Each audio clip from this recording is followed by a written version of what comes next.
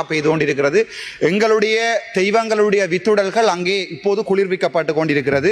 இன்றைய தினம் தமிழினத்திற்காக தன்னுயிர் தந்த தியாக சிறகுகள் எதிரிகளால் அவர்கள் தோற்கடிக்கப்படவில்லை. அவர்கள் எண்ணத்தை எரியூட்ட தூண்டுகிறார்கள்.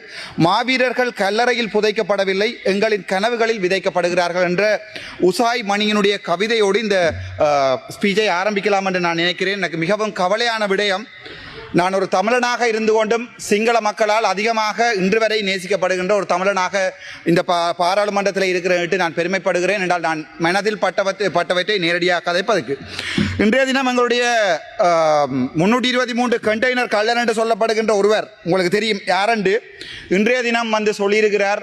தேசிய தலைவரும் 44,000 போராளிகளும் வடக்கு மாகாணத்தில் குடுவித்தார்கள் என்ற ஒரு கதை ஒன்றை இன்றைக்கு சிங்களத்தில் சொல்லியிருக்கிறார். இவர் சிங்களத்தில் சொல்லி தப்பிக்கலாம் நினைக்கிறார். ஆனால் சிங்களமும் தமிழும் சரளமாக பேச தெரிந்த எனக்கு அது விளங்கினது. அதனுடைய வீடியோவை நீங்கள் பார்ப்பீர்கள் வெகு விரைவில். மிகவும் கவலையாக இருக்கின்றால் இவர்கள் சொல்லிக் கொண்டு வந்தவர்கள் எப்படி, நாங்கள் எல்லாம் சிங்கள பிரபாகரன் என்று சொல்லிக் கொண்டு வந்தவர்கள் தான் இந்த அனுரகுமார் நாயக்கத்தினுடைய அரசாங்கம். எங்களுடைய மக்களும் அப்படியே பொய்களை உண்மை என்று நம்புகின்ற ஒரு சமூகத்தை சேர்ந்தவர்கள் நாங்கள். ஆகவே எங்களுடைய சமூகம் அள்ளுகொள்ளையாக நம்பியது. இதுக்குமோ சிலவிட இவருமே போராட்டத்தை நோக்கி போராடியவர் என்று நினைத்து எங்களுடைய சமூகம் விட்ட வரலாற்று தவறு இந்த என்பிபி அரசாங்கத்துக்கு வாக்கு போட்டது. ஆனால் இன்றைய தினம் சிங்களத்திலே எங்களுடைய தேசிய தலைவர் வடக்கு கிழக்கை ஆண்ட போது ஒரு சிங்களவன் அவன் தன்னுடைய ஒரு போட் கூட வரையலாது அடிச்சு புதைச்சினாங்க அந்த கடல்ல குடுவித்தேன்னு சொல்லேகல்ல.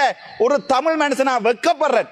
ஒரு தமிழனா என்னுடைய வடக்கு மாநிலத்தில் இருந்து போட்டப்பட்ட ஒவ்வொரு வாக்குக்கும் இந்த பிமல் ரந்தாயகருடைய நெஞ்செல்லாம் எரியுது. நான் உங்களுடைய போர் வீரர்களை நீங்கள் செபலியோ என்று சொல்லுகின்ற போது ரணவிருவோ என்று சொன்ன தமிழன் நான். ஏனென்றால் ஆயுதம் ஏந்தி என்னோட இருக்கிறார்கள், ஆயுதம் ஏந்தி போராடியவர்கள் உயிரை துச்சமாக மதித்த தெய்வம். அதற்கு மேல ஆனால் வெக்கமாக இருக்கிறது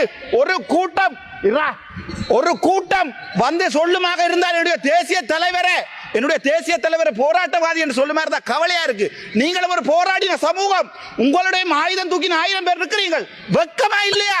சோறாடா சாப்பிடுறீங்க என்று கேட்கிற அளவுக்கு எங்களுடைய தமிழ் மக்கள் உங்களை வடக்கு மாநிலத்தில் பார்த்துக் கொள்வார்கள். நீங்கள் கடைசியாக சுடப்போவது ராமநாதன் அர்ச்சுனாவை, அது எனக்கு நன்றாகவே தெரியும். இன்றைக்கு கூட செக்யூரிட்டி ரிஸ்க் என்று சொல்லி அறிவித்திருக்கிறார்கள். எனக்கு அது பிரச்சனை இல்லை. ஆனால் மிகவும் கவலையா இருக்கு. நீங்கள் யாரை குரல் இல்லாத ஒரு இனத்தை, ஒரு தமிழ் பேசுகின்ற குரல் இல்லாத இனத்தை நீங்கள் அடக்குகிறீர்கள் என்று நினைக்கும் போது மிக வெக்கமாக இருக்கிறது. நாங்கள் இனவாதம் இல்லை என்று இந்த வரைக்கும் இதில் இருக்கிற எதிர்கட்சியில் இருக்கிற பாராளுமன்ற உறுப்பினர் தமிழனா இருந்தாலும் சரி, முஸ்லிமா இருந்தாலும், நீங்கள் பால் குடித்து வளர்ந்த குழந்தையா இருந்தால், நாய்ப்பால் குடிக்காமல் உங்களுடைய அம்மாவினுடைய பாலை குடித்து வளர்ந்தவனாக இருந்தால், புத்தளத்திலே மக்கள்